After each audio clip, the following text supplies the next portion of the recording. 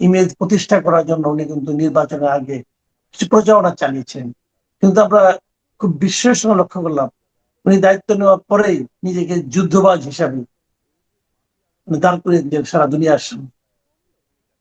তো এই সব মিলে সিচুয়েশনটা এখন আপনি কি দেখছেন, আর এই সময়ে আমাদের কি বা করার আছে, অথবা আমাদের এখানে কি প্রতিক্রিয়া নেতিবাচক আসতে পারে? আপনার মানে অবজারভেশনটা কি?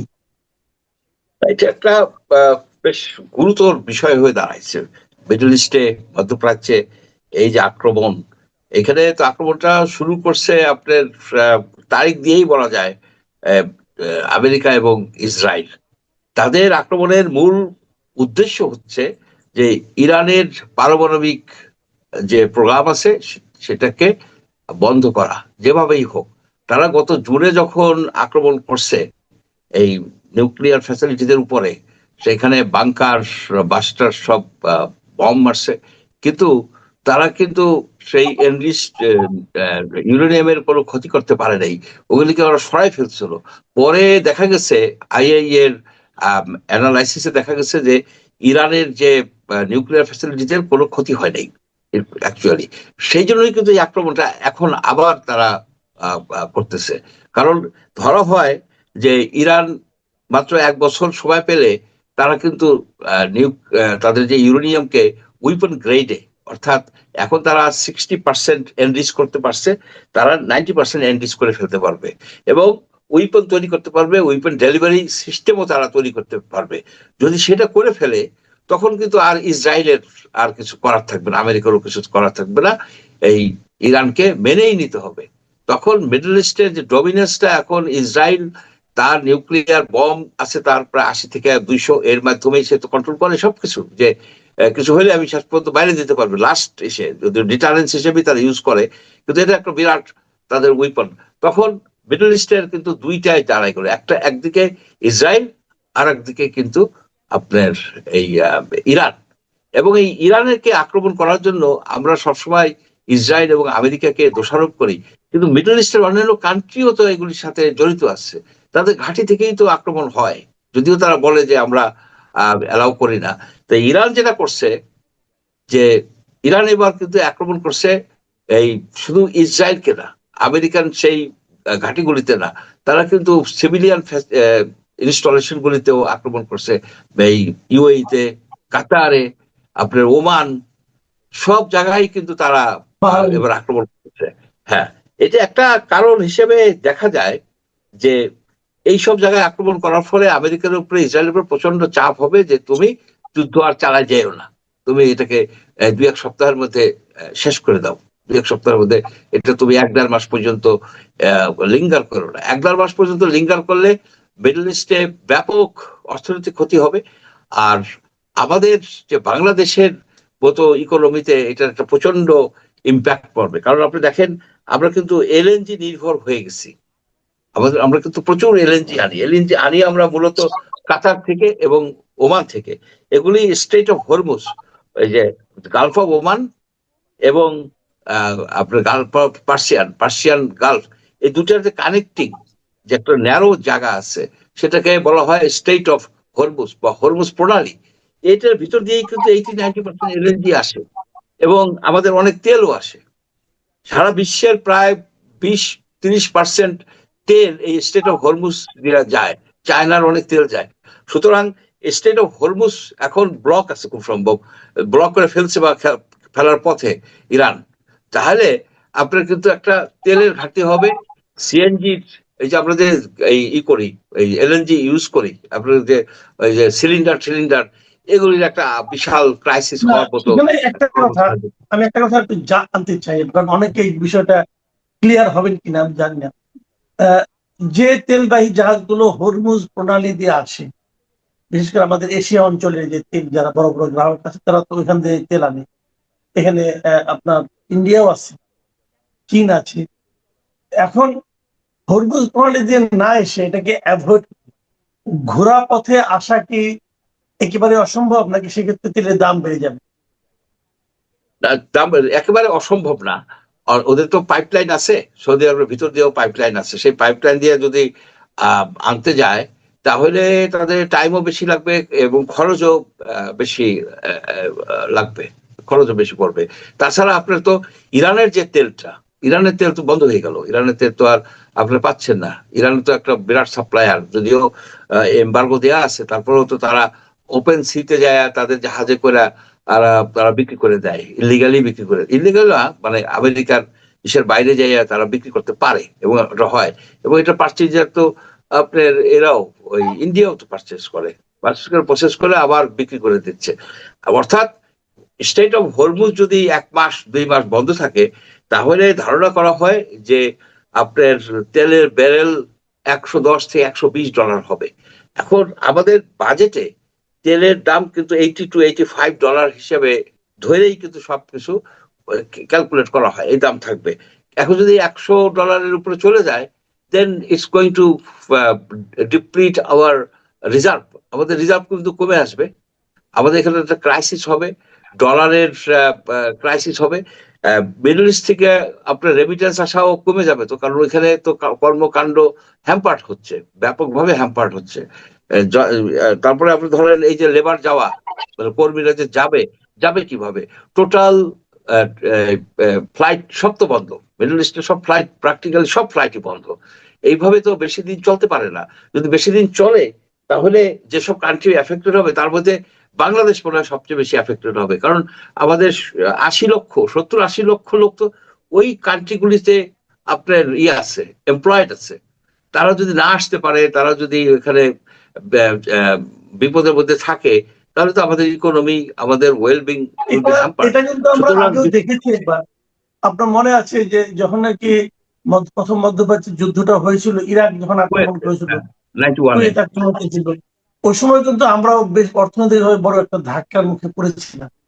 আর এবার যেটা হলো, যেটা এমন একটা সময় ঘটলো যখন বিএনপি সরকার মাত্রই দায়িত্ব নিয়েছে, এবং দায়িত্ব নেওয়ার পর তারা একটা খুবই ভঙ্গুর অর্থনীতি তারা পেয়েছে উত্তরাধিকার হিসাবে, এবং সেই অর্থনীতিকে যখন টেনে তোলার সময় তখন যদি এই ধরনের ঘটনা ঘটে, তাহলে সেটা তো আমাদের জন্য অথবা আমাদের সরকারের জন্য খুবই একটা বিব্রতকর এবং কঠিন সময় মধ্যে মনে আমরা পড়ে যাব।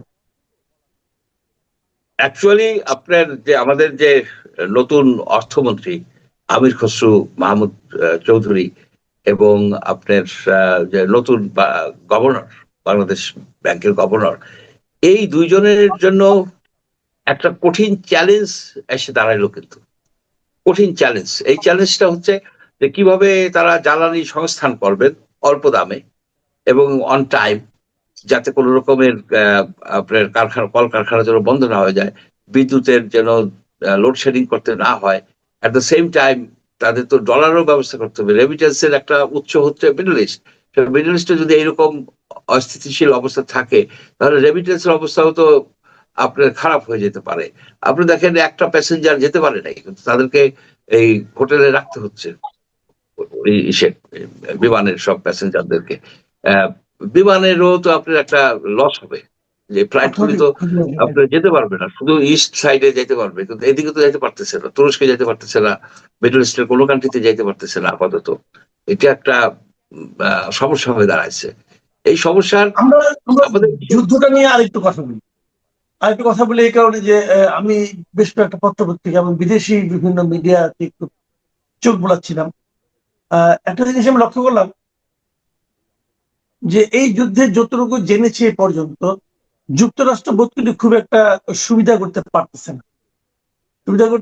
পারতেছে না এই কারণে যে কিছুদিন আগেও কিন্তু ইরানে বড় একটা আন্দোলন হয়েছিল, একটা বিপুল সংখ্যক একটা ইয়াং জেনারেশন বেশ বিদ্রোহের মতো করেছিল। কিন্তু এই যুদ্ধ যুক্তরাষ্ট্রের আক্রমণের কারণে যুক্তরাষ্ট্র যেটা ভেবেছিল তাতে হয়তো ইরানের সরকারের পতন ঘটবে, ইরান মানে নড়বড়ে হয়ে যাবে, বাস্তবে কিন্তু হচ্ছে না। আমরা জানতে পেরেছি যে ইরানের শীর্ষ নেতার মৃত্যু হয়েছে, প্রতিরক্ষা মন্ত্রীর মৃত্যু হয়েছে, কিন্তু ইরানের কিন্তু শাসন প্রশাসন এবং নিয়ন্ত্রণ সেটা কিন্তু আগের মতোই শক্ত আছে, এবং এর মধ্যে থেকেই তারা কিন্তু এখন আক্রমণ করে যাচ্ছে।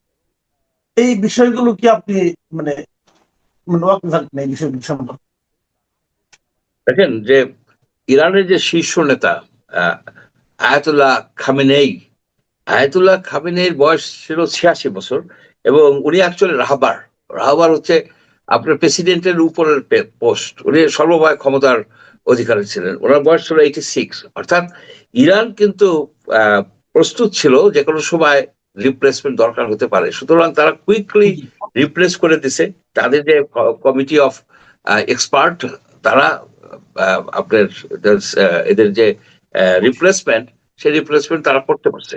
আর একটা বিষয় হচ্ছে কি, যে ইরান একটা নেশন স্টেট, তাদের উপরে যখন আক্রমণ আসে তারা কিন্তু তখন ইউনাইটেড হয়। আর এই যে 42 ইয়ার্স ইসলামিক রিপাবলিক থাকার ফলে তাদের অনেক রকমের সংগঠন গড়ে উঠছে, তাদের বসিস, তারপরে তাদের ধর্মীয় মোল্লাতন্ত্র, এই ইত্যাদি ইত্যাদি মজলিস টজলিস মিলে এমন একটা সিস্টেম গড়ে উঠছে। সিস্টেম কয়েকটা মিসাইল মারলে ধ্বংস হয়ে যাবে না। অর্থাৎ এই অন্যান্য দেশে যেমন আমেরিকা চাচ্ছে রেজিম চেঞ্জ, এই রেজিম চেঞ্জ করা এখানে সম্ভব না। যদিও একটা উল্লেখযোগ্য সংখ্যক ইরানিয়ান, তারা এই ইসলামিক এই এই রাজত্ব তারা চায় না, এই শাসন তারা চায় না, তারা মডার্ন শাসন চায়।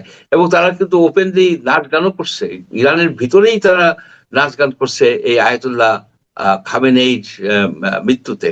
কিন্তু আমার ধারণা যে এই রেজিম চেঞ্জ করা এদের পক্ষে সম্ভব হবে না, কারণ ব্যাপক সংখ্যক লোক আপনার এই খোমেনি পন্থী, মানে ইসলামিক শাসন ব্যবস্থার পন্থী হয়ে গেছে এখানে। সুতরাং ইটস কোয়াইট আনলাইকলি যে শাহর ছেলে, রেজা শাহ পাহলভির ছেলে আবার এসে এখানে রাজত্ব করতে পারবে। ইট ইস ভেরি আনলাইকলি। আর এটাও একটা অবাক কাণ্ড যে আমেরিকা এবং ইসরায়েল একেবারে প্রিসাইসলি পিন পয়েন্ট করে তাদের যে টপ লিডারশিপ, টপ লেয়ারের লিডার, মানে একদম সুপ্রিম লিডারকে তারা কিল করতে পারছে। এটা একটা মানে অবাক করা কাণ্ড। আমেরিকার এই সিস্টেমটা তারা চালু করছে, মাদুরোকে ধরে নিয়ে আসলো, এখন খমেনিকে তারা মারলো। সুতরাং পৃথিবীতে কেউই আর ডোনাল্ড ট্রাম্পের হাত থেকে মানে নিরাপদ বোধ করবেন বলে আমার কাছে মনে হয় না, স্পেশালি যারা হেড অফ দি স্টেট বা হেড অফ দি গভর্নমেন্ট। এখন আরেকটা বিষয়, এটা এটা আমি এই আলোচনাটা শেষ করবো এখানে, যে এটা একটু মানে অনেকেই জানতে চাচ্ছে। যেমন আগে যেমন ছিল, যেমন পৃথিবীতে এক ধরনের অ্যাটাক করলে পরে, যখন সোভিয়েত ইউনিয়ন ঐক্যবদ্ধ ছিল তখন যে আরেকটা পক্ষ কিন্তু তার সঙ্গে একত্র হয়ে যেত, মানে পুরো পৃথিবীটাই দুটো মেরুতে বিভক্ত ছিল। কিন্তু সোভিয়েত ইউনিয়ন ভেঙে যাওয়ার পরে সেই মেরুকরণটা আর সেভাবে স্পষ্ট নয়। কিন্তু তারপরেও ইরানের এই শাসন থাকলে পরে অনেকেই তো এই সুবিধাভোগী আছে। আবার বিপরীত দিকে যুক্তরাষ্ট্রের যে এই মুরলীপনা, তাতেও তো অনেকে আনহ্যাপি আছে। এবং সেইভাবে যদি বিচার করি, যেমন রাশিয়া, চীন, এরা কি এখন ইরানকে আক্রমণের যে ঘটনা, তাকে কেন্দ্র করে মানে একীভূত হয়ে কি তারা চাপ দেবে বলে আপনি মনে করেন কিনা? আমি সেটা মনে করি না, কারণ কি, এটা 3 দিনে পড়ে গেছে। রাশিয়ার যে রিয়াকশন, রাশিয়া কিছু তাদের মিসাইল পাঠাইছে বলে জানা যায়। চায়নার তেমন কোনো রিয়াকশন নাই, চায়না তেমন ধরনের কোনো রিয়াকশন দেখায়নি। এইটা যে চেষ্টা ছিল যে এখন তো মনো ইউনিপোলার পৃথিবী, অর্থাৎ একমাত্র শক্তিধর রাষ্ট্র হচ্ছে আমেরিকা, সেটাকে মাল্টিপোলার করার চেষ্টা চলছে। যে চায়নাও একটা শক্তির কেন্দ্র হয়ে উঠতেছে, রাশিয়া তো আছেই, কিন্তু সেই উদ্যোগটা ইরানের ক্ষেত্রে আমরা যেটা দেখলাম সেইভাবে এসে তারা দাঁড়ায় নাই। সিরিয়ার যখন পতন হয় তখন কিন্তু রাশিয়া সেখানে তার নৌবাহিনী পাঠিয়েছিল এবং তার এয়ারক্রাফট ক্যারিয়ার পাঠাইছিল, সৈন্য পাঠাইছিল, অনেক কিছু করছে। তারপরে তার পতন ঠেকাতে পারে নাই বাশার আল বশিরের ঠেকানো যায় নাই। এখন এইখানে তো সেটা করলো না। আপনার এখানে তো রাশিয়ার নৌবাহিনীর কোনো অস্তিত্ব নাই, মিডল ইস্টে তারা কিন্তু পাঠায়নি। আর মিডল ইস্টে যেভাবে আমেরিকা সৈন্য সমাহার করছে, 2টা এয়ারক্রাফট ক্যারিয়ার একই জায়গায় আছে, কিন্তু 50,000 সৈন্য, আপনার বিভিন্ন ধরনের মেরিন বলেন, এই এয়ারফোর্স, বিভিন্ন টাইপের সৈন্য এই এয়ারক্রাফট ক্যারিয়ার গুলিতে, ডিস্ট্রয়ার, তারপরে এই একটা আর্মাডা আর কি তৈরি করছে। এখানে 50,000 সৈন্য, তারা একটা আক্রমণ চালাই যাচ্ছে বিভিন্ন জায়গায় এই ইরানের। এমনকি শেষ পর্যন্ত তারা হয়তো হুতি ঠুতি এদেরও আক্রমণ করবে। অর্থাৎ অল আউট একটা ওয়ারের দিকে চলে যাচ্ছে, এক্সেপ্ট যে এটা নিউক্লিয়ার অ্যাটাকের দিকে যাবে বলে মনে হয় না। নিউক্লিয়ার ওয়ার হওয়ার সম্ভাবনা নাই এই বিষয়ের এখানে, এটা আপনি আপনি বাস্তবতা। এই কারণ যুদ্ধের আপনি এই যুদ্ধের শেষ পরিণতি কি দেখছেন? এই যুদ্ধের শেষ পরিণতি কি, এই ধরনের যুদ্ধ তো মাসের পর মাস চলে না। কারণ এদের যে এটা যুদ্ধটা হচ্ছে মিসাইল যুদ্ধ, কিন্তু আপনি খেয়াল করে দেখেন, এই না যে সৈন্যরা ট্যাঙ্ক নিয়ে যাচ্ছে ঘন্টা দিনের পর দিন মাসের পর মাস অবরোধ করে রাখবে সিটি, তা না। কিন্তু এইখানে সেকেন্ডের মধ্যে মিসাইল মারে, মিসাইল সাকসেসফুল হলে ঠিক মতো হিট করতে পারলে করলো, না করলে আকাশে আবার ইসরায়েল উড়াই দিচ্ছে। একেবারে কুইকলি ঘটনা ঘটতেছে। তা মিসাইল তো আনলিমিটেড না। তারপরে মিসাইল যে ডিপোগুলি, সেই ডিপোগুলিও কিন্তু আমেরিকান এয়ারফোর্স উড়াই দিতেছে, অনেক জায়গায় মিসাইল উড়াই দিতেছে, ড্রোনের ফ্যাক্টরি উড়াই দিতেছে। যার ফলে ইরানের যে সাপ্লাই ডিপ্লিটেড হয়ে যাবে এক সময়।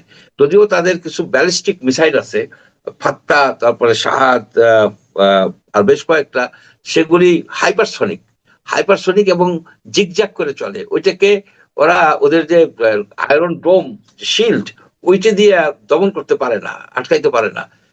সেইগুলি কিন্তু ডিভাস্টেটিং। অলরেডি তারা 2টা মারছে, আরো হয়তো মারবে ইসরায়েলের দিকে। ফাত্তা মানে হাইপারসনিক, শব্দের থেকেও কয়েক গুণ বেশি দ্রুত যায়, এবং হাইপারবলিক না, অর্থাৎ যে একটা আর্ক তৈরি করে না, তারা জিগজ্যাগ যায়। তবে এইসব টেকনোলজিতে ইরান যে একেবারে পিছিয়ে আছে তা কিন্তু না। ইরানের কিন্তু ড্রোনও আছে, ইরান কিন্তু ড্রোন দিয়েও মারতেছে। সব মিলে একেবারে ইরানকে ফেলে দিতে পারবে না, ব্যাপক ক্ষয়ক্ষতি হবে। তার থেকেও বেশি ক্ষয়ক্ষতি হবে, ইকোনমিক সাফার করবে এই আমাদের মতো কান্ট্রি। ইরান হয়তো তাদের তেল দিয়ে এটাকে আবার রিবিল্ড করে ফেলবে, এটা তাদের জন্য বিশাল কোনো ব্যাপার না। আপনার কাতার বলেন, সবাই কিন্তু রিবিল্ড করতে পারবে তাদের ইকোনমি। কিন্তু বাংলাদেশের এই ভঙ্গুর ইকোনমিতে এখানে যদি আপনার যদি $120 হয়ে যায় তেল, এলএনজি সাপ্লাই যদি লিমিটেড হয়ে যায়, একেবারে লিমিটেড হয়ে যায়, কারণ বাংলাদেশের 75%, 80% আসে, এলএনজি আসে এই ইসের থেকে, আপনার কাতার এবং ওমান থেকে। এই দুটেই হরমুজ, ওমানেরটা হরমুজ প্রণালীর কাছাকাছি, কিন্তু কাতারেরটা তো হরমুজ প্রণালী হয়ে আসতে হয়। এখন হরমুজ প্রণালী তো বন্ধ করে দিচ্ছে, তাহলে আসবে কিভাবে? আর আপনি হঠাৎ করে কোথা থেকে পাবেন? বাংলাদেশে প্রতি সপ্তাহে 2টা করে আসে, এই এলএনজি ট্যাঙ্কার আসে, প্রায় 100-150 এলএনজি বাহী, মানে বড় বড় যে ট্যাঙ্ক, সেটা আসা গ্যাসিফিকেশন যে স্টেশনে, সেখান থেকে গ্যাস হিসেবে তারা রিলিজ করে দেয়। এখন তো ইমিডিয়েটলি শর্ট হয়ে যাবে। আপনি সপ্তাহে 2টা আসে রাফলি, যদি 2 সপ্তাহ না আসতে পারে, তাহলে তো আপনার একটা বড় ধরনের আপনি কি এটাকে কেন্দ্র করে অনেকে বলছে যে একটা থার্ড ওয়ার্ল্ড ওয়ার হতে পারে? আপনি কি সেরকম কোনো আশঙ্কা দেখেন? আমি তেমন কোনো আশঙ্কা দেখি না। থার্ড ওয়ার্ল্ড ওয়ার হতে হলে চায়না এবং রাশিয়ার ইনভলভমেন্ট হতে হবে। রাশিয়া আর চায়না তো এই বিষয়ে তো তাদের কোনো ইনভলভমেন্ট নাই। সুতরাং থার্ড ওয়ার্ল্ড ওয়ার হওয়ার সম্ভাবনা নাই বললেই চলে। এমনকি ইউক্রেন নিয়েও থার্ড ওয়ার্ল্ড ওয়ার হবে না।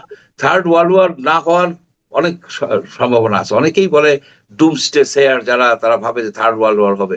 এটার কারণ কি, এখন কমিউনিকেশন, এখন মানুষের ইন্টারেস্ট তো শুধুমাত্র ভূমি না, মানুষের ইন্টারেস্টে আপনার টেকনোলজি, মানুষের ইন্টারেস্ট সফটওয়্যার, মানুষের ইন্টারেস্ট হচ্ছে আপনার অ্যাক্সেস, স্যাটেলাইটের যে গতিপথ, ওইটার উপরে অ্যাক্সেস আছে কিনা, স্পেস। এই মানুষের যে চাহিদা, মানুষের যে ইন্টারেস্ট, সেটা মাল্টিপ্লাই, ডাইভার্সিফাইড হয়ে গেছে। এটা আমরা তো যেটা মনে করি যে এই বুঝি আমাদের ত্রিপুরা দখল করতে হবে বা তারা আমাদের দিনাজপুর দখল করে নেবে, এই জিনিসটাই কিন্তু এই বিষয় না। এখন দেখেন না যে কারখানা নাই, কিন্তু বিরাট কোম্পানির মালিক, ব্র্যান্ড, কারখানা। আইফোনের নিজস্ব কোনো নাই, কারখানা নাই। ফক্সকম অন্য লোকের কারখানা দিয়ে তারা বানাই আনে, অথচ আইফোনের আপনার অ্যাপলের যে রিজার্ভ, সেই আমেরিকার রিজার্ভের থেকেও বেশি, প্রায় $1 ট্রিলিয়ন কাছাকাছি হয়ে গেছে। এটা হলো প্রথমত দেখুন, আমি ব্যক্তিগতভাবে মনে করি যে এই সরকারটার আসলে সবচেয়ে বড় দায়িত্ব হচ্ছে দেশের, আমি বলবো ভেঙে পড়া বা অনেক ক্ষেত্রে অনিয়ন্ত্রিত আইন শৃঙ্খলা পরিস্থিতিকে নিয়ন্ত্রণ করা। আমার সবচেয়ে বড় কামনা হচ্ছে সেটা, যে আপনি আইন শৃঙ্খলা পরিস্থিতি যত দ্রুত সম্ভব আপনি কন্ট্রোলে নিয়ে আসুন, এবং যদি তার জন্য আপনাকে শক্তিও প্রয়োগ করতে হয়, আমি বলবো নিশ্চয়ই বাংলাদেশে অনেক সময় শক্তি প্রয়োগের ক্ষেত্রে নানা ধরনের ব্যাপার থাকে, শক্তি প্রয়োগ করতে বেশি হয়ে যায়। আমি তারপরেও বলবো যে জনাব তারেক রহমানের এই সরকার যদি বাংলাদেশের আইন শৃঙ্খলা পরিস্থিতির উপরে একটা নিরঙ্কুশ নিয়ন্ত্রণ প্রতিষ্ঠা করতে পারেন, সেটা হবে এই সরকারের জন্য সবচেয়ে বড় সাফল্য। এবং আমি ব্যক্তিগতভাবে মনে করি সেটাই তার প্রথম এবং প্রধান পদক্ষেপ হওয়া জরুরি ছিল, দরকার ছিল। কিন্তু দেখেন, আমি আমি কিছু ছোটখাটো বিষয় দেখি আর কি, হ্যাঁ দেখি সামাজিক যোগাযোগ মাধ্যম সয়লাভ হয়ে গেছে, এমনকি মূলধারার গণমাধ্যমেও সেই আলোচনা চলছে, যেগুলো আসলে আমাকে খুব ব্যথিত করে। যেমন ধরেন, তিনি কি বলা যায়, ছুটির দিনে শনিবারে অফিসে যাচ্ছেন, সকাল সকাল অফিসে যাচ্ছেন, পায়ে হেঁটে অফিস থেকে আরেকটা অফিসে যাচ্ছেন। আমি দেখছি সেগুলো নিয়েই মাতামাতি চলছে, যেগুলো আসলে একেবারেই শুধুমাত্র জনতুষ্টিমূলক এবং প্রশংসামূলক আলোচনা। এইটা এটা খুব সামান্য বিষয়, এটা এটা কোনো বিষয়ই না। মূল কাজ তো রাষ্ট্রের শৃঙ্খলা বা রাষ্ট্রের জন্য দায়িত্ব পালন করা, যে দায়িত্বটি পালন করার জন্য বিএনপিকে বাংলাদেশের মানুষ একটা ক্রান্তিকালে বড় একটা দায়িত্ব দিয়েছে। তো আমি আসলে এই যে ছোটখাটো নানা বিষয় নিয়ে আপনার মাতামাতি, এই মাতামাতিতে আসলে সত্যি কথা বলতে আমি খুব একটা সন্তুষ্ট নই। আমি আসলে প্রকৃত কাজ দেখতে চাই। দেখেন, আমি আপনাকে ছোট্ট একটা কথা বলি, আমি যেটা খুব প্রত্যাশা করেছিলাম। আপনারা দেখবেন যে দৈনিক প্রথম আলোতে একটা ছবি ছেপেছিল উত্তরাতে, আপনারা জানেন যে ট্রাক সেলের আপনার সামান্য কম টাকায় আপনার খাবার নিতে যে একজন মহিলা কিভাবে পড়ে গেলেন রাস্তায়। এটা সামাজিক যোগাযোগ মাধ্যম মোটামুটি সয়লাভ ছিল।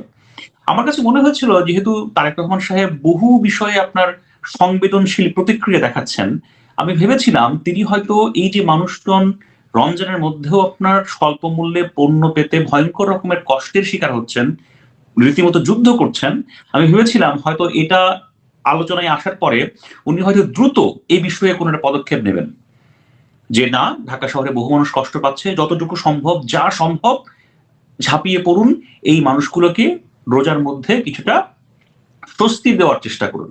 কিন্তু বিশ্বাস করেন, আমি সেদিন আলোচনায় দেখলাম যে তারেক রহমান সাহেব হেঁটে অফিস থেকে আরেকটা জায়গায় গেছেন আর কি, হ্যাঁ আরেকটা আপনার সম্ভবত ওসমান স্মৃতি মিলনায়তনে গিয়েছেন, সচিবালয়ের পাশে আর কি। সেটা নিয়ে ব্যাপক আলোচনা। এই আলোচনাগুলো আসলে আমাকে খুব একটা স্বস্তি দেয় না। আমি সেটা কার্যকর পদক্ষেপ চাই। সেই কার্যকর পদক্ষেপের মধ্যে প্রথম হচ্ছে আইন শৃঙ্খলা, আর শেষে দ্বিতীয়ত হচ্ছে আপনার অর্থনীতিকে যত দ্রুত আপনার সক্রিয় করা যায়, যত দ্রুত আপনার মজবুত করা যায়, মানুষের সুফল তো তাড়াতাড়ি পৌঁছে দেওয়া যায়, সেই কাজ করা। আবার এই কাজের মধ্যেই দেখুন, এটা আমি বিএনপির কাছ থেকে প্রত্যাশা করিনি যে বাংলাদেশ ব্যাংকের গভর্নর এই ভদ্রলোক, সম্মানীয় ভদ্রলোক, হ্যাঁ আমার কাছে মনে হয় ডক্টর মোহাম্মদ ইউনূস সাহেবের সরকারের যে কয়জন মানুষ আসলে খুব কার্যকর এবং ক্রুশিয়াল ভূমিকা পালন করেছেন, এই ভদ্রলোক অন্যতম। তাকে এভাবে তো অপমান করার কোনো মানে হয় না, তাকে তো এভাবে অপদস্থ করার কোনো মানে হয় না। বিএনপি সংখ্যাগরিষ্ঠ দল, তারা সরকার গঠন করেছে, তারা একজন ব্যবসায়ীকে দায়িত্বে বসিয়েছেন।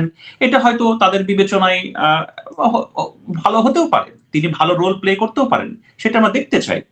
কিন্তু যে ভদ্রলোককে আপনি এই জায়গা থেকে সরিয়ে দিলেন, সেই প্রক্রিয়াটা তো খুবই নগ্ন হলো, খুবই আপনার কি বলা যায়, অপমানজনক হলো, যেটা আমি আসলে এই সরকারের কাছ থেকে প্রত্যাশা করিনি।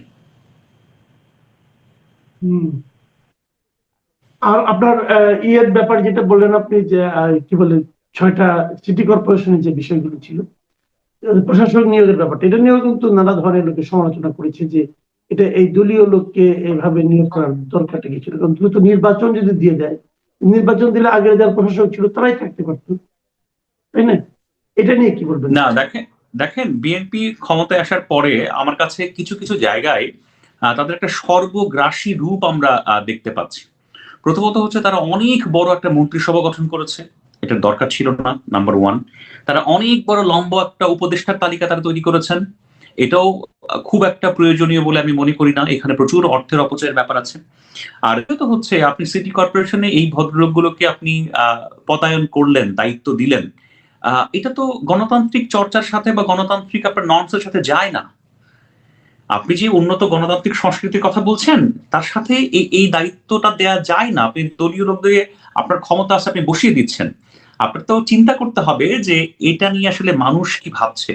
দেখেন, আমি আপনাকে একটা কথা বলি, আপনি যখন সব কিছুকে কুক্ষিগত করেন, সব কিছুকে নিজের করেন, হ্যাঁ, তখন কিন্তু আপনার পড়ে যাওয়ার, ফল করার সম্ভাবনা বেশি থাকে, যেটা আপনার শেখ হাসিনার সরকারের ক্ষেত্রে আমরা দেখেছিলাম। তিনি কিন্তু সব কিছু দখল করেছিলেন। তিনি ইলেকশন ইঞ্জিনিয়ারিং করে আপনার ভোট করেছেন, সেই ভোটও তার দলকে পেতে হয়েছে 290টার বেশি। তিনি কিন্তু 30টা 20টা 50টাও ছাড়েননি, সেখানে ছাড়তেও তার কার্পণ্য ছিল। সবকিছুকে তিনি গণধকরণ বা সবকিছুকে নিজের কন্ট্রোলে নিয়ে আসতে চেয়েছিলেন। গণতান্ত্রিক সংস্কৃতিতে, গণতান্ত্রিক রাষ্ট্র ব্যবস্থায় হ্যাঁ আপনি ক্ষমতাসীন, তারপরও আপনি যখন সবকিছুকে আসলে গ্রাস করতে চান, সবকিছুকে নিজের অধীনস্থ করতে চান, সবকিছুকে আপনি নিজের কুক্ষিগত করতে চান, এটা কিন্তু আসলে ভালো কোনো আপনার সাইন না, এটা কোনো ভালো কোনো আপনার চর্চা নয়। আমার ধারণা এই এই চর্চার কারণে বিএনপিকে হয়তো খুব দ্রুত ক্ষতির শিকার হলেও হতে পারে। এখন অন্তর্বর্তীকালীন সরকার চলে গেছে, চলে যাওয়ার পর নতুন সরকার আসার পর আমরা দেখছি যে তাদের বিভিন্ন কর্মকাণ্ড নিয়ে বেশ আলোচনা হচ্ছে। এরই মধ্যে আমরা জেনেছি যে দুর্নীতি দমন কমিশনের কাছে উপদেষ্টাদের দুর্নীতি নিয়ে ব্যাপক সংখ্যক, বিপুল সংখ্যক অভিযোগ অনেক জমা পড়েছে। আমাদের বেশ কিছু অভিযোগ আছে, একদম নিজে অভিযোগকারী নিজের নাম ঠিকানা প্রকাশ করে অভিযোগ করেছেন, এবং দুদকের একজন কর্মকর্তা বলেছেন যে এত বিপুল সংখ্যক, এই হারে অভিযোগ তার অতীতে কখনো পাননি, এত বেশি। তো এগুলো নিশ্চয়ই কি হবে জানি না। এগুলো কি এই অন্তর্বর্তীকালীন সরকারের চরিত্রটাকে একটু আমাদের কাছে পরিষ্কার করছে? দেখেন, গত অন্তর্বর্তী সরকার ছিল, ওটা হচ্ছে আপনার NGO interim government, led by NGOs, supported by NGOs. এবং এই সরকার আমাকে ওয়েস্টার্ন ডেমোক্রেসির নানা আপনার সুফলের স্বপ্ন দেখিয়ে নিজেরা আচরণ করেছে হচ্ছে আংশিক ফ্যাসিস্টের মতো। আমরা তো ধরেন শেখ হাসিনা আপনার 16 বছর ক্ষমতায় ছিলেন, তাকে আমরা ফ্যাসিস্ট বলে বলে অভ্যস্ত। কিন্তু ফ্যাসিজমের আপনি যদি টেক্সট বুক যদি আপনি সংজ্ঞায় যান, তার মধ্যে অন্যতম একটা বড় বিষয় থাকে হচ্ছে একনায়কতন্ত্র। আপনি হিসাব করে দেখেন, খেয়াল করে দেখেন, ডক্টর মোহাম্মদ ইউনূস যিনি মাত্র 18 মাস ক্ষমতায় ছিলেন, তার চাইতে বড় একনায়ক স্বৈর শাসক বাংলাদেশের দ্বিতীয়টা ছিল কিনা আমার সন্দেহ আছে। আপনি খালি একটা জিনিস দেখেন, ভদ্রলোক কয়েকটা বিদেশ সফরে গিয়েছেন এই মাত্র 18 মাসের মধ্যে, তার মধ্যে বেশিরভাগই হচ্ছে নিজের স্বার্থের বিদেশ সফর, যেখানে রাষ্ট্রের কোনো কিছু নেই, রাষ্ট্রের টাকা অপচয় করেছেন। আবার এসে রাষ্ট্রীয় কাঠামোতে রাষ্ট্রপতির কাছে তাতে যাওয়া প্রয়োজন, সেটা তিনি যাওয়ার প্রয়োজন বোধ করেননি। তিনি বহু কাজ করেছেন যে কাজের সাথে আপনার গণতান্ত্রিক নর্মস, রাষ্ট্রের রীতিনীতির কোনো সম্পর্ক ছিল না। তিনি সরকারটাকে বানিয়ে ফেলেছেন হচ্ছে চট্টগ্রাম কেন্দ্রিক সরকার। এই সরকারের বিভিন্ন পদে তিনি তার আপন লোকজনদেরকে বসিয়েছেন, গ্রামীণ ব্যাংকের লোকজনকে তো বসিয়েছেন। এটা কোনো সরকারের চরিত্র হতে পারে? এটা কোনো অন্তর্বর্তীকালীন সরকারের আপনার কাজকর্ম হতে পারে? সেই কাজ তো তারা করেছেনই। সেকেন্ড আরেকটা কথা আমি আপনাকে বলি, দুর্নীতি দেখুন, দুর্নীতি শেখ হাসিনা তো ক্ষমতা থেকে চলে গেছে প্রায় 2 বছর আর কি, হ্যাঁ। তো খেয়াল করে দেখেন তো, টিআইবির সূচকে আমরা কি এখন সুইজারল্যান্ড হয়ে গেছি? দুর্নীতি কি সমাজ থেকে কমেছে? কমেনি। এই যে কিছু আপনার ছাত্র উপদেষ্টা যাদের আপনার পিএস দের বিরুদ্ধে আপনার শত শত কোটি টাকার আপনার দুর্নীতির অভিযোগ, ডক্টর মোহাম্মদ ইউনূস সাহেবের সরকার কাউকেও আপনার সেই জবাবদিহিতার আন্ডারে এনেছে? আনেনি। আরেকটা কথা আমি আপনাদের খুব স্পষ্ট করে বলি, যে আলোচনাটা বিভিন্ন জায়গায় চলছে। দেখুন, জাতিসংঘের যে হচ্ছে আপনার মানবাধিকার বিষয়ক হাই কমিশনের যে রিপোর্ট আমাদের জুলাই আপরাইজিং নিয়ে আর কি, হ্যাঁ, সেই আপরাইজিং এ দুটো বিষয় কিন্তু খুব স্পষ্ট করে বলা আছে।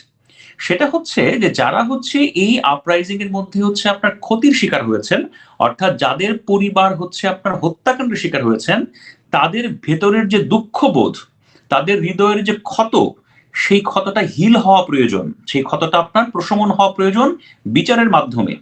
এবং এই বিচারের ক্ষেত্রে জাতিসংঘের এই প্রতিবেদন দুটো জায়গায় বলেছে স্পষ্ট করে যে এই হত্যাকাণ্ডে যারা ছাত্র জনতা আন্দোলনকারী, তাদের পরিবারেরও যেমন হত্যাকাণ্ডের আপনার বিচার পাওয়ার অধিকার আছে, যারা অপোজিট সাইডে ছিল, যদি বলেন শেখ হাসিনার সরকারের সাথে ছিল, যারা পুলিশ ছিল, অন্যান্য লোকজন ছিল, ইভেন 5 আগস্টে সরকার পতনের পরে যারা হত্যাকাণ্ডের শিকার হয়েছে, তাদেরও আপনার তাদের স্বজনদের হত্যাকাণ্ডের বিষয়ে বিচার পাওয়ার অধিকার আছে, সেই বিচারটাও হতে হবে। আমাদের মহান শিক্ষক জনাব আসিফ নজরুল সাহেব, আইনের শিক্ষক, এত বড় গুণী মানুষ, জ্ঞানী মানুষ, হ্যাঁ, জাতিসংঘের এত বড় একটা আহ্বানকে তিনি লাথি মেরে আপনার সরাই দিয়ে বললেন যে না, জুলাই আপরাইজিং এ পুলিশ হত্যার কোনো বিচার 5 আগস্টের পরে যারা আপনার হত্যাকাণ্ডের শিকার হয়েছে তাদের কোনো বিচার হবে না? এটা কি মামা বাড়ির আবদার? আমি আপনাকে বলছি আজকে এখানে, হ্যাঁ, আমি যেমন জুলাই আপরাইজিং এর ক্ষেত্রে আপনার সেই সময়ে পুলিশ অন্যান্য বাহিনীর দ্বারা যারা হত্যাকাণ্ডের শিকার হয়েছে তাদের বিচার হওয়াটা যেমন প্রয়োজন, সেই বিচারটা আমি চাই। একই সাথে সে সময়ে পুলিশদেরকে যেভাবে হত্যা করা হয়েছে, 5 আগস্টের পরে বিভিন্ন দলের নেতাকর্মীরা যেভাবে হত্যাকাণ্ডের শিকার হয়েছেন, তাদের হত্যারও তদন্ত এবং বিচার হওয়া প্রয়োজন। আপনি আমাকে একটা কথা বলেন তো, ধরেন একজন পুলিশ সদস্য, তার পরিবারের একটা সন্তান আছে, ধরেন একটা মেয়ে সন্তান, তার বাবাকে কোনো থানার মধ্যে গুলি করে বা জ্বালিয়ে মেরে ফেলা হয়েছে, এই মেয়েটার তার বাবার হত্যাকাণ্ডের বিচার পাওয়ার অধিকার নেই? অবশ্যই আছে।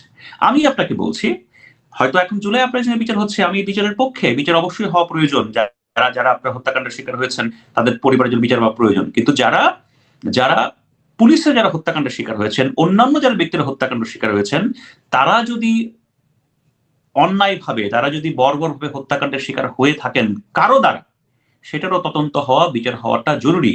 এটা আমার কথা নয়, এটা হচ্ছে জাতিসংঘের কথা। তো সো এই সরকার তো, অন্তর্বর্তী সরকার তো সেই পথে হাঁটেনি। বিএনপি সরকার হাঁটবে কিনা জানি না, কিন্তু আমি জানি 20 বছর পরে হলেও কোনো না কোনো সরকার এই যে যারা আপনার এখন, তখন যে আপনার হত্যাকাণ্ডের শিকার হয়েছে, যারা এখন বিচার করা যাচ্ছে না বা বিচার আপনারা করছেন না, তদন্তও করছেন না, সেটা কোনো না কোনো সময় হবে এই বাংলাদেশে। এটা আপনি ঠেকাতে পারবেন না। এই পুলিশ হত্যার বিচার না হওয়া নিয়ে যে ইন্ডেমনিটি দেওয়া হয়েছে, এটা আগামী সংসদে হয়তো ভাগ্য নির্ধারিত হবে। কিন্তু আমরা এটাও জেনেছি যে অন্তর্বর্তীকালীন সরকার যে 133টা অধ্যাদেশ করেছিল, তার মধ্যে অনেক কোটি নাকি আগামী সংসদে বিএনপি সংসদে তুলবেই না।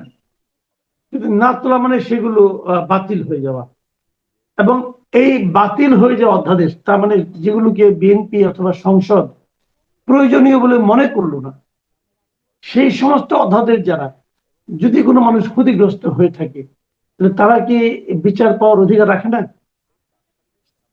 আমি আমি আসলে আইনের শিক্ষক নই, বা আইন আমি কম জানি, কিন্তু আমি শুধু আপনাকে একটা কথা বলি আর কি, হ্যাঁ, রাষ্ট্রযন্ত্রে যখন কেউ আপনার কোনো অপরাধের শিকার হয়, হ্যাঁ, আমার জানা মতে, আমার জানা তথ্য মতে, সেই অপরাধের বিষয়টা তামাদি হয়ে যায় না, শেষ হয়ে যায় না। এই বিচার প্রক্রিয়া 10 বছর 20 বছর পরেও হতে পারে। আর আমি বিএনপি সরকারকে একটা ধন্যবাদ দিই। আমার কাছে মনে হয় অধ্যাপক আলী রিয়াজ আমাদেরই শিক্ষক, আমাদের বিভাগের শিক্ষক ছিলেন, হ্যাঁ। আমি শুধু একটা কথা বলি, এই ভদ্রলোক এবং জনাব আসিফ নজরুল থেকে শুরু করে আরো কিছু আপনার লোকজন যারা আপনার অন্তর্বর্তী সরকার ছিলেন, তারা না বাংলাদেশের রাষ্ট্রযন্ত্রটাকে প্যাঁচ লাগাতে চেয়েছিলেন। এমন ভাবে প্যাঁচ তারা লাগাতে চেয়েছিলেন যেটা পরবর্তীতে কেউ এসে যাতে ভালো করে সরকার পরিচালনা করতে না পারে। আর তারা যেটা করতে চেয়েছিলেন সেটা হচ্ছে এনজিও এলিটদের আধিপত্য যাতে সদা বিরাজমান থাকে। বিএনপি সরকার যে এই এনজিও এলিটদের এই খপ্পরে পড়েনি, বিএনপি সরকার যে তাদের যে প্রেসক্রিপশন সেটাকে মোটামুটি ছিঁড়ে ফেলে দিয়েছে, আমি ব্যক্তিগতভাবে বিএনপি সরকারকে ধন্যবাদ দিই। বিএনপি সরকার যদি আলী রিয়াজ সাহেবের প্রেসক্রিপশন অনুযায়ী আপনার দেশ চালাতে যাইতো, বিএনপি 6 মাস 1 বছর দেশ চালাতে পারতো না বা পারবে না, আমি আপনাকে বলে দিলাম। তারা যে কাজটা করেছে, মানে অন্তর্বর্তী সরকারের সকল কিছুকে ছিঁড়ে ফেলে আপনার ডাস্টবিনে ফেলে দিয়েছে, আমার ধারণা সাথে বুড়িগঙ্গা তো হয়তো ফেলে দিবে কয়েকদিন পর। আমি বিএনপিকে এর জন্য সাধুবাদ জানাই। It's a right work done by BNP government. তাহলে এই যে কাজগুলো যারা করতে চেয়েছিল, মনে করেন রাষ্ট্রকে, দেশকে একটা প্যাচের মধ্যে ফেলে একটা বিপর্যস্ত অবস্থা তৈরি করা, যাদের নাকি মতলব ছিল, জেনে হোক বুঝে হোক, তারা যে কাজগুলো করেছিল, তাদেরকে এমনি এমনি ছেড়ে দেওয়া উচিত? তাদের কি বিচারের আওতায় আনা উচিত না? না দেখেন, আমি সামান্য একজন নিউজ ন্যারেটর, হ্যাঁ, আমি যদি বলি সবার এরকম বিচার চাই, এই বিচার করতে হবে, গ্রেফতার করতে হবে, সেটা আমি বলতে চাই না, হ্যাঁ। যারা বিচার করতে চান, বিচারের ব্যাপারে আগ্রহী, তার জন্য বিভিন্ন রাজনৈতিক দল আছে, বিভিন্ন ফোরাম আছে, তারা হয়তো করতে পারেন। তো আমি শুধু একটা কথা বলি অ্যাজ এ অবজারভার হিসেবে, পর্যবেক্ষক হিসেবে আর কি, হ্যাঁ। দেখেন, আমি খুব ক্লোজলি খেয়াল করেছি, হ্যাঁ, যে এই সরকারের একটা ভয়ঙ্কর রকমের আপনার মগজের মধ্যে আপনার পরিকল্পনা ছিল যে ক্ষমতা কিভাবে দীর্ঘায়িত করা যায় এবং মানুষকে কিভাবে আপনার আফিমের নেশায় বুঁদ রেখে ক্ষমতাটাকে আপনার এনজয় করা যায়। আপনার খেয়াল করে দেখেন, অন্তর্বর্তী সরকারের একটা বড় একটা লক্ষ্য ছিল, এরা মনে হয় কালকেই আপনার ভারতের সাথে যুদ্ধ লেগে দিবে। ভাবখানা এমন যে কালকে আমরা যুদ্ধে চলে যাব ভারতের বিরুদ্ধে আর কি। এই যে আসিফ নজরুল সাহেব আপনার ক্রীড়া উপদেষ্টা ছিলেন আর কি, হ্যাঁ, বাংলাদেশের ক্রিকেটটাকে ধ্বংস করার জন্য সকল আয়োজন করে দেখলেন, বিশ্বকাপে গেলেন না। কি হয়েছে? বাংলাদেশের কি লাভ হয়েছে? বাংলাদেশের ক্রিকেটাররা হতাশায় অলমোস্ট আপনার অনেকের আপনার জীবন যায় যায় অবস্থা আর কি। ক্রিকেটটাকে ধ্বংস করে শুধুমাত্র আপনার ভারত বিরোধিতার আপনার ধোঁয়া তুলে আর কি। এই কাজগুলো এই সরকারটা করেছে। এর অন্যতম একটা বড় লক্ষ্য ছিল যে এই জিগিরগুলো আপনার আপনাকে আমাকে বা সমাজে হচ্ছে আপনার এগুলো আপনার চালিয়ে রেখে ব্যস্ত রেখে নিজেদের ক্ষমতাকে নিরঙ্কুশ করা। আপনি দেখেন ওনারা যে সংস্কারের নামে যে নাটকটা করলেন, যে নাটকগুলো চললো, হ্যাঁ, এই সংস্কার কে বাস্তবায়ন করবে? পলিটিক্যাল পার্টি না? আপনি যখন পলিটিক্যাল পার্টিকে আস্থায় না নিয়ে একের পর এক চাপিয়ে দিয়েছেন, কেউ বলছেন না যে আগামীতে এইভাবে দেশ চলবে, আগামীতে এইভাবে দেশ চলবে না, এটা ছাড়া দেশ চলবে না, এটা ছাড়া এই হবে না, সে হবে না। সেই ভয়েসগুলো এখন কোথায়? সেই লোকগুলো এখন কই? আমাকে দেখান সেই লোকগুলো এখন কোথায়? জি, তারা একটা প্যাঁচ জি, লাগানোর অনেক চেষ্টা করছে ধন্যবাদ। সবসময়। অনেক ধন্যবাদ জনাব রাহাত মিনহাজ। প্রিয় দর্শক, আপনারা আমি শুনলেন জনাব মাসুদ, আমি একটু 30 সেকেন্ড সময় চেয়ে নিই আর কি। হ্যাঁ, 30 সেকেন্ড। হ্যাঁ, আমি প্লিজ বলেন আমি বলেন বলেন। জি, আমি একজন সামান্য পর্যবেক্ষক বলতে পারেন। আমি একটু পড়াশোনা করি, আপনার সাথে আলাপ করি, এমন ভালো লাগে, আমার মতামত শেয়ার করি। আমি একটা ছোট্ট কথা বলি। গত পর্বে আপনার সাথে আলাপ করেছিলাম, সেখানে আমরা বাংলাদেশের রাষ্ট্রযন্ত্রে ক্ষমতা হস্তান্তর নিয়ে আমরা একটা আলাপ করেছিলাম। সেখানে একটা তথ্য বলতে আমি আসলে ভুলে গেছিলাম, যেটা দেখে অনেকেই আমার শ্রোতা দর্শক নিচে লিখেছেন আর কি। সেখানে একটা আলোচনা হয়েছিল যে 2001 সালের ক্ষমতা হস্তান্তর কিভাবে হয়েছিল। হ্যাঁ, 1996 সালে আপনার অফিসিয়ালি তত্ত্বাবধায়ক সরকার প্রতিষ্ঠা হয়েছিল। এই তত্ত্বাবধায়ক সরকারের মাধ্যমে নির্বাচন হয়ে আপনার আওয়ামী লীগ সরকার ক্ষমতায় আসে। বা 2001 সালেও তত্ত্বাবধায়ক সরকারের অধীনেই আপনার নির্বাচন হন। তার আগে প্রধানমন্ত্রী ছিলেন শেখ হাসিনা। এবং সেই ক্ষমতা হস্তান্তরটা আসলে শান্তিপূর্ণভাবে হয়। অর্থাৎ এটা 2001 সালের নির্বাচন মানে 8ম জাতীয় সংসদ নির্বাচন ছিল, আমি যদি ভুল না বলে থাকি। সেই ক্ষমতা হস্তান্তরটা আপনার শান্তিপূর্ণভাবে হয়েছিল এবং এই ক্রেডিটটা তখনকার আওয়ামী লীগ সরকার এবং শেখ হাসিনাকে দিতে হবে। হ্যাঁ, আপনি শেখ হাসিনাকে 2009 থেকে 2025-এর শাসন ব্যবস্থার নানা অনিয়মের জন্য যদি তাকে আপনি সমালোচনা করেন, নানা ক্ষেত্রে তিরস্কার করেন, কিন্তু 2001-এর যে নিরাপদ থাকবে, কে যে নিরাপদ থাকবে না সেটাও বোঝা যাচ্ছে না। প্রবাসী বাংলাদেশিদের বেশ কয়েকজন যারা নাকি আপনার সংযুক্ত আরব আমিরাতে ছিলেন, অথবা যারা কাতারে ছিলেন, এরকম বাহরাইনে ছিলেন, এরকম অনেক বাংলাদেশিও মারা গেছে। মানে যুদ্ধটা এখন আর এক জায়গায় থেমে নেই। এই পুরো ঘটনার পেছনে মূল কারিগর কে? কাকে আপনি ভিলেন হিসেবে চিহ্নিত করতে পারেন? এইটা চিহ্নিত করতে কোনো কষ্ট করতে হয় না। Villain Donald Trump, villain Benjamin Netanyahu, যিনি নাকি ইসরায়েলের প্রধানমন্ত্রী। এরা হলেন গিয়ে মূল ভিলেন। এরাই এই যুদ্ধটা শুরু করেছে এবং সেই যুদ্ধটা এখানে শুরু করা না, এবং এই যুদ্ধের মাধ্যমে তারা এরই মধ্যে অতর্কিত যে আক্রমণটা করা হয়েছে গত 28 ফেব্রুয়ারি, সেই ঘটনায় কিন্তু অলরেডি মানে ইরানের যিনি ধর্মীয় নেতা আয়াতুল্লাহ আলী খামেনি, তিনি কিন্তু নিহত হয়েছেন। আপনি একটা জিনিস ভাবেন, একটা স্বাধীন সার্বভৌম দেশ, সেই দেশে যিনি সরকার প্রধান অথবা যিনি ধর্মীয় প্রধান, মানে মূল যে লোকটা পুরো দেশকে যে পরিচালনা করতেছেন, তাকে আপনি বিদেশ থেকে, অন্য একটা দেশ থেকে এসে মানে আপনার আক্রমণ করে তাকে মেরে ফেলবেন, এটা পৃথিবীর কোনো সভ্য রাষ্ট্র, কোনো সভ্যতা এটাকে গ্রহণ করতে পারে? কিন্তু এখন কিন্তু তাই হচ্ছে। মানে সভ্যতা যেন নতুন করে লেখা হচ্ছে, যে কোনটা সভ্যতা কোনটা সভ্যতা না। ভেবে দেখুন একবার, এই যুদ্ধে এরই মধ্যে যুক্তরাজ্য, মানে ব্রিটেন, যা নাকি পৃথিবীতে প্রথম সভ্যতার কথা সারা দুনিয়ায় বলে বেড়ায়, তারা কিন্তু অলরেডি যুক্তরাষ্ট্রের সঙ্গে যুক্ত হয়ে গেছে। তারা যুক্তরাষ্ট্রকে সাহায্য করবে। মানে যিনি আক্রমণকারী, কোনো রকম প্রভোকেশন ছাড়া, কোনো ধরনের উস্কানি ছাড়াই যারা অন্য একটা দেশে আক্রমণ করে, সেই দেশের প্রেসিডেন্টকে অথবা সেই দেশের মূল যে সরকার প্রধান, যার কথা অনুযায়ী দেশ চলে, তাকে আপনি হত্যা করেন এবং বুক ফুলিয়ে সেটা আবার ঘোষণা করেন, তাকে এখন ব্রিটেন সাপোর্ট করছে। তো দুদিন পরে দেখবেন এরাই আবার আমাকে আপনাকে আসবে, জ্ঞান দিতে আসবে, সভ্যতা শেখাতে আসবে, বলবে যে সভ্যতা কাকে বলে, সিভিলাইজেশন কাকে বলে, আমাদের শেখাবে তারা। মানে কোথায় আপনি মানুষের নৈতিকতা, মানুষের মানবিকতা কোথায় আছে? যুক্তরাষ্ট্রকে আপনি যদি দুর্বৃত্ত বলেন, যে একটা দুর্বৃত্ত রাষ্ট্র, তাও কম বলা হবে।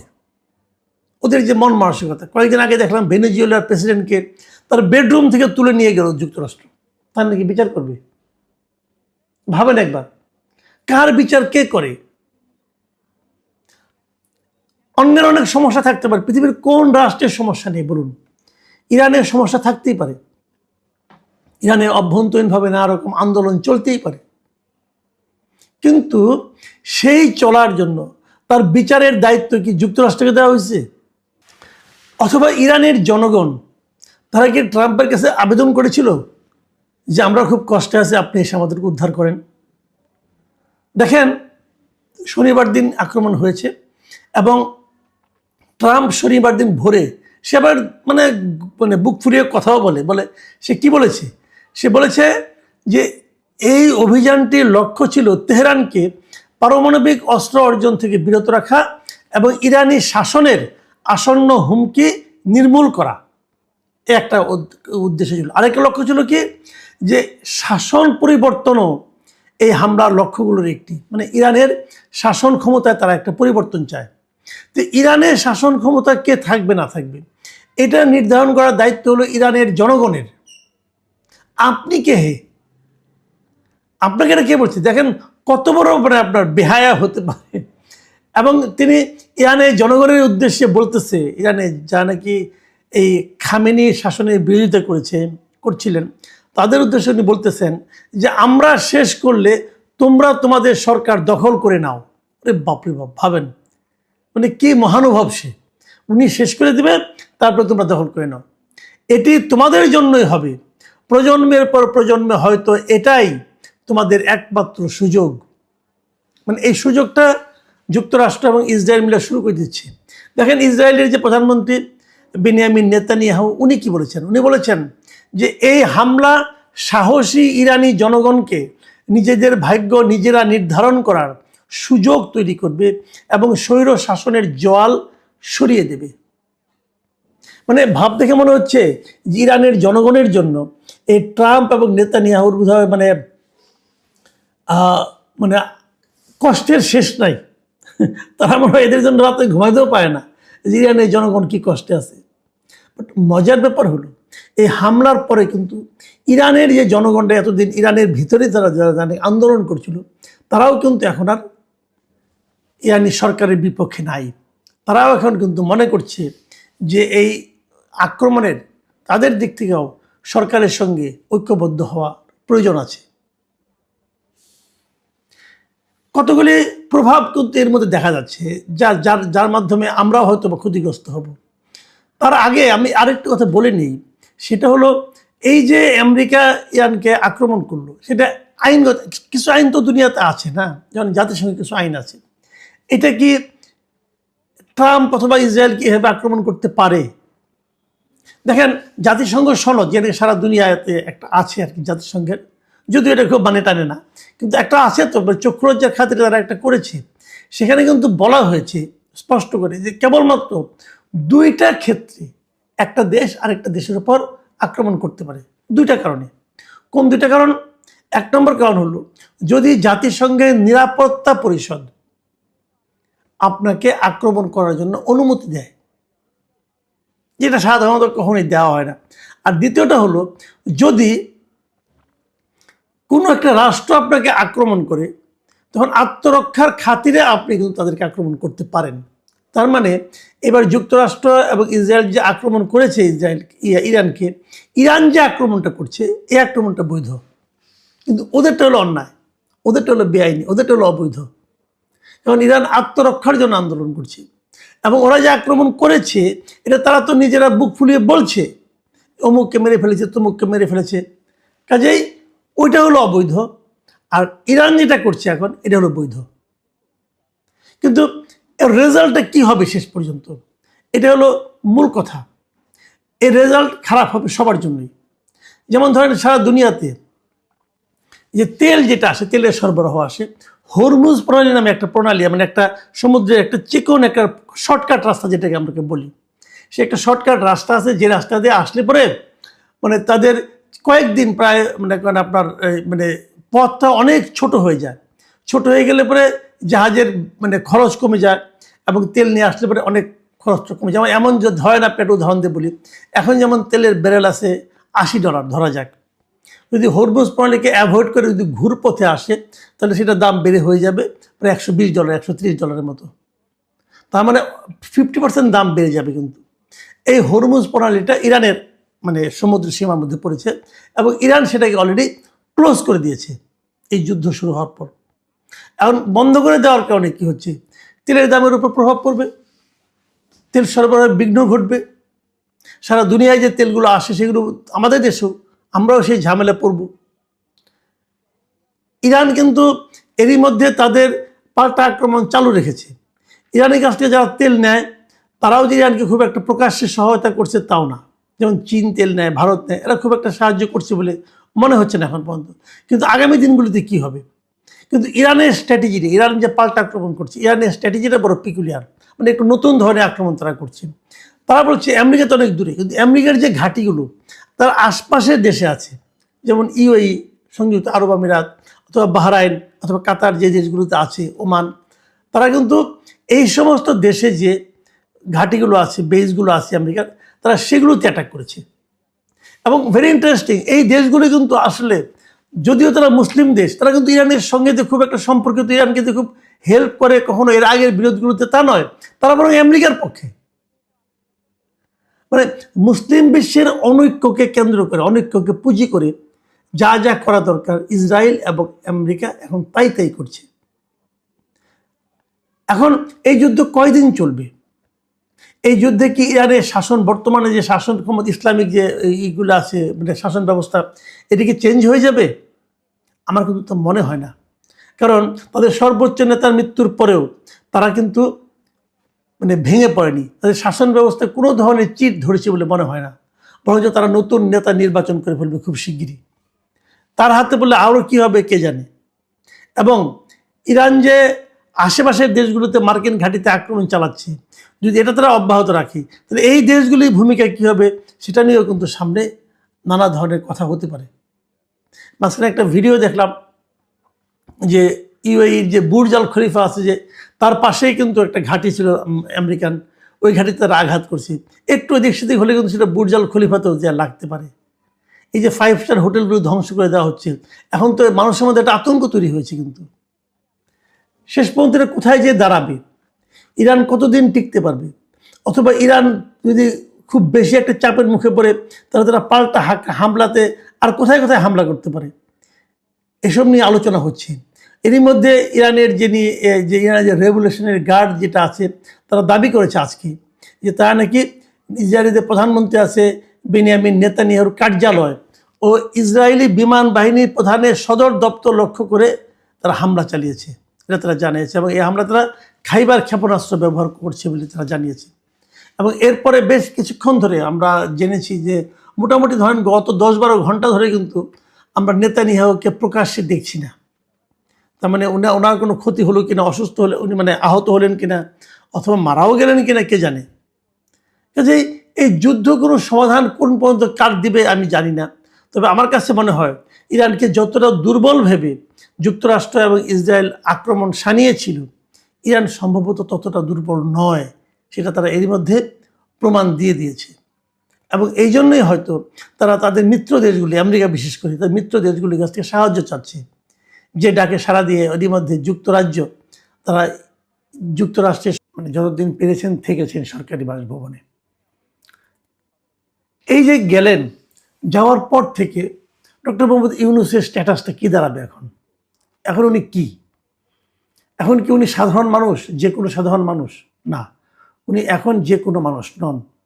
উনি আগে গ্রামীণ ব্যাংকের যখন এমডি ছিলেন, অথবা গ্রামীণের লোক হিসেবে যখন গ্রামীণ মানে ফাউন্ডেশনের লোক ছিলেন, অথবা গ্রামীণ টেলিকমের চেয়ারম্যান অথবা অন্য কিছু ছিলেন, তখন উনি যে মাপের লোক ছিলেন, ওনাকে সরকার যে পরিমাণ নিরাপত্তা দিত, তার সঙ্গে কিন্তু বর্তমানে নিরাপত্তার কোনো তুলনা হবে না। আইন অনুযায়ী উনি এখন রাষ্ট্রের অতি গুরুত্বপূর্ণ ব্যক্তি, এবং এই গুরুত্বপূর্ণ ব্যক্তি হিসাবে ওনাকে বিবেচনা করা হবে ওনার দায়িত্ব ত্যাগের পরবর্তী 1 বছর। 1 বছর উনি রাষ্ট্রের অতি গুরুত্বপূর্ণ ব্যক্তি থাকবেন। তো আপনারা হয়তো বলবেন থাকবেন, এটা নিয়ে আলোচনার কি আছে? না, আলোচনার কিছু আছে বলে আলোচনা করছি। এই থাকাটা কোনো অস্বাভাবিক না, এরকম থাকার নিয়ম আগেও ছিল।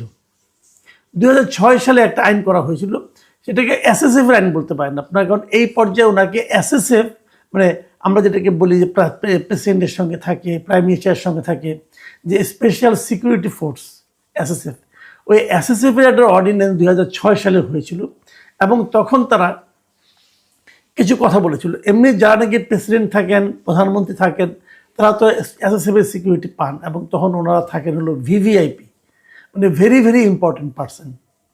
কিন্তু ধরা যাক প্রেসিডেন্টের মেয়াদ শেষ হয়ে গেল, প্রধানমন্ত্রীর মেয়াদ শেষ হয়ে গেল, তখন তারা কি হবেন? তখন তাদের are very very important person থাকবেন না, তখন তারা হয়ে যাবেন ভেরি ইম্পর্টেন্ট পার্সন, মানে ভিআইপি, ভিভিআইপি না। তো ওনারা যখন ভিআইপি হয়ে যাবেন, তখনও তারা এসএসএফ পাবেন, মানে এসএসএফ এর নিরাপত্তা তারা পাবেন। কতদিন পাবেন? 3 মাস পাবেন। এটা 2006 সালে একটা আইন করা হয়েছিল। সে আইনে কে কে ইনক্লুডেড ছিল?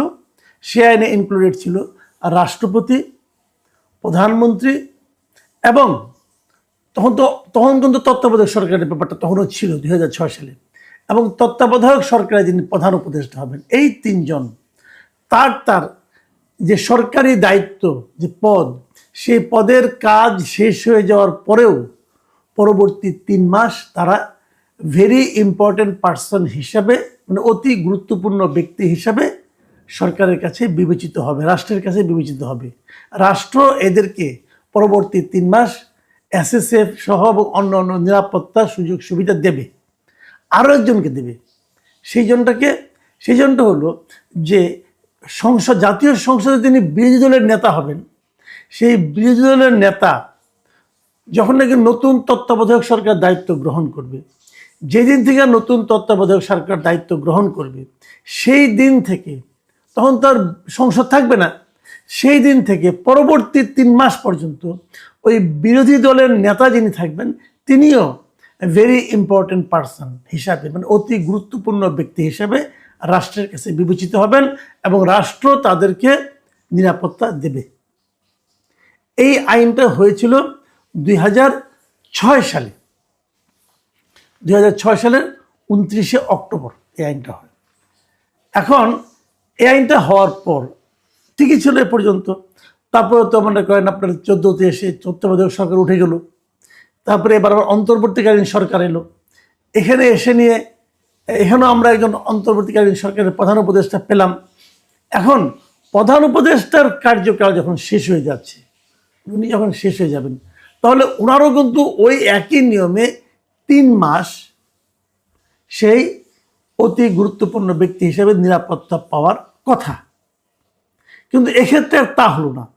এক্ষেত্রে যে জিনিসটা হলো, আমরা দেখলাম যে এই বছরের মানে 2026 সালের মানে নির্বাচনের ঠিক 2 দিন আগে নতুন একটা অধ্যাদেশ হলো, একটা সরকারি বিজ্ঞপ্তি হলো, এবং সেই বিজ্ঞপ্তিতে বলা হলো যে প্রধান উপদেষ্টা যিনি থাকবেন, তিনি পরবর্তী মানে দায়িত্ব শেষ হওয়ার পরেও 1 বছরের জন্য উনি ভিআইপির মর্যাদা পাবেন। এই যে নতুন যে প্রজ্ঞাপনটা হয়েছে ফেব্রুয়ারির 10 তারিখে, সেখানে আসলে কি লেখা হয়েছে?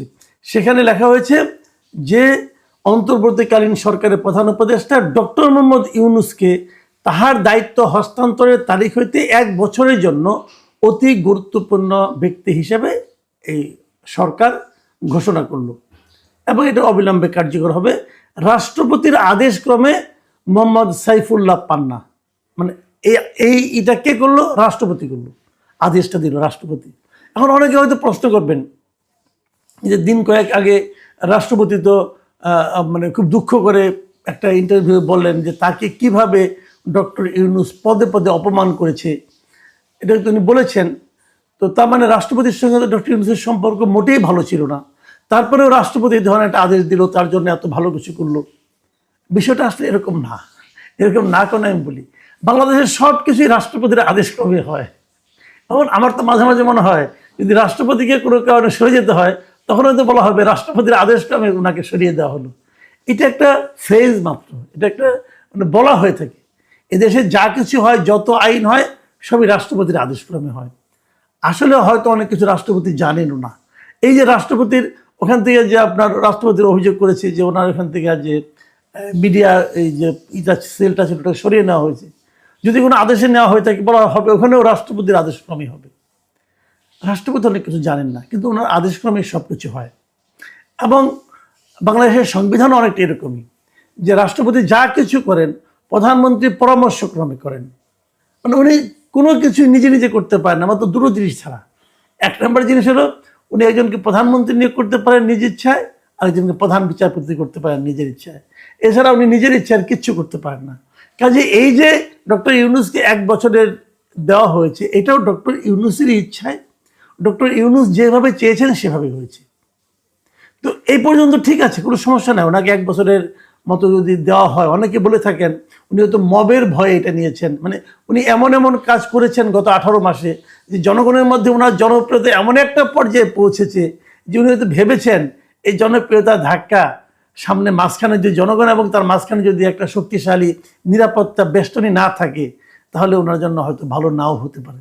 আর এটাকে আপনার মব বলেন আর যাই বলেন, এটা হতে পারে উনি ওরকমভাবে নিজেকে সেভাবে সুরক্ষিত রাখার কথা চিন্তা করছেন। কিন্তু আমার প্রশ্নটা অন্য জায়গায়।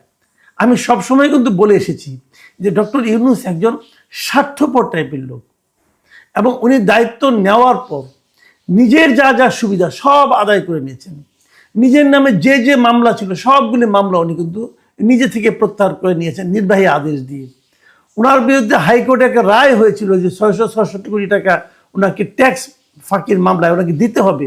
সেই মামলা যে বিচারক তার রায় দিয়েছিল সেই বিচারক উনি ক্ষমতায়, ওরা মানে আপনার অগাস্টের 3 তারিখে 2024 রায় দিয়েছিলেন যে 666 কোটি টাকা ওনাকে দিতে হবে।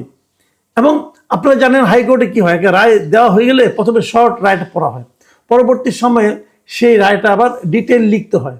যখন ডিটেল লেখার সময় আসলো তখন ইউনূস সাহেব আবার তখন প্রধান উপদেষ্টা হয়ে গেছেন, তখন আর ওই বিচারকের রায় লেখে না। আগের বার উনি তো শর্ট রায় দিয়েছেন, তখন হাসিনা ছিলেন। তো ওই বিচারপতি এমনই বিবেক সম্পন্ন যে উনি পরের বার আর লেখেন না। এটা ওনাকে প্রশ্ন করেছেন, তাহলে হয় উনি আগের বার ভয়ে রায় দিয়েছেন, পরের বার আবার ভয়ে রায় লিখতে পারেন না, যে কোনো একটা তো হবে। তো যা হোক, উনি কিন্তু ওই টাকাটাও দেন না, ওটা কিন্তু উনি মওকুফ করে নিয়েছেন। তার মানে নিজের সব স্বার্থ আদায় করে নিয়েছেন। গ্রামীণের জন্য ট্যাক্স হলিডে যেটা 29 সাল পর্যন্ত সেটাও করে নিয়েছেন, গ্রামীণের বিশ্ববিদ্যালয় নিয়েছেন, কত কিছু যা যা লাগে, গ্রামের আদম ব্যাপারী হবে, গ্রামীণ ম্যান পাওয়ার বিজনেস করবে, সেগুলো লাইসেন্স নিয়ে নিয়েছেন, সব নিজের স্বার্থে সব করে নিয়েছেন। এবং সবশেষ যে কাজটা করলেন যে নিজের জন্য SSF নিয়ে নিলেন 1 বছরের জন্য। এটাও নেন, আমার কোনো আপত্তি নাই। কিন্তু আমার প্রশ্ন হলো, আগে যে নিয়মটা ছিল যে প্রধানমন্ত্রী পাবেন, রাষ্ট্রপতি পাবেন, অথবা সংসদ মানে তত্ত্বাবধায়ক সরকারের দায়িত্ব নেওয়ার পরে বিরোধী দলের নেতা পাবেন, তাদেরও 1 বছর বাড়াইতেন, সেটা নিজেরটা বাড়াই নিলেন। কারণ এই যে তারেক রহমান, উনি যখন নাকি আগামীতে যদি এই আইনগুলি থাকে তাহলে আগামীতে উনি যখন ক্ষমতা থেকে চলে যাবেন, সংসদ ভেঙে যাবে, তারপরে উনি মাত্র ভিআইপি এইটা পাবেন, আপনার মানে ভিআইপি মর্যাদাটা ভোগ করতে পারবেন মাত্র 3 মাস। অথবা আমাদের যে এখন যিনি রাষ্ট্রপতি আছেন শাহাবুদ্দিন আহমেদ, উনি যদি চলে যান কালকে এই পদত্যাগ করেন অথবা কোনো কারণে উনি যদি চলে যান যে আমি আর রাষ্ট্রপতি থাকবো না, অথবা যেদিনই যাবেন ওনার মেয়াদ যখন শেষ হবে তারপর যখন যাবেন, উনি যাওয়ার পর মাত্র 3 মাস এই সুযোগটা পাবেন। তাই সবাই 3 মাস করে পাবেন, ইউনূস সাহেব পাবেন 1 বছর। কারণটা কি? ইউনূস সাহেবকে 1 বছর পেতে হবে কেন? নিজের জন্য এই আইনটা করে নিলেন। মানে আপনি মানে অন্য কারোর মতো না, আপনি এমন একটা জায়গায় আছেন যে আপনার জন্য বেশি লাগবে। এই যে স্বার্থপরতাটা না, এটা মানুষের চোখে লাগে। অনেকেও তো বলেছে উনি ভিআইপি মর্যাদা পাবেন কেন, না পাবেন, আমার কোনো আপত্তি নাই। কিন্তু আমার কথা হলো যখন আপনি আপনারটা বাড়ালেন, সবারটা বাড়াই দিতেন, অথবা যখন আপনার দরকার হবে ওই আইনটার মতো করে আপনি পাইতেন। ওই আইনটা তো বাতিল হয়নি, আগের আইনটা। তা আপনার জন্য 1 বছর করতে হবে কেন? এই যে একটা লোভ এবং এই নির্লজ্জ লোভ, মানে যে লোভটা প্রকাশ করতে কোনো লজ্জা এবং বিব্রত বোধ পর্যন্ত উনি করেন না, এটাই ডক্টর ইউনূস। উনি লজ্জা পান না, নিজের স্বার্থ প্রাপ্তির ক্ষেত্রে উনি লজ্জা পান না। এই নির্লজ্জ লোকটাই গত 1.5 বছর আমাদের উপর, আমাদের শাসন ক্ষমতায় ছিলেন, আমাদের দেশকে কোথায় পৌঁছে দেওয়ার কথা আমাদের লোভ দেখিয়েছিলেন, আমাদেরকে স্বপ্ন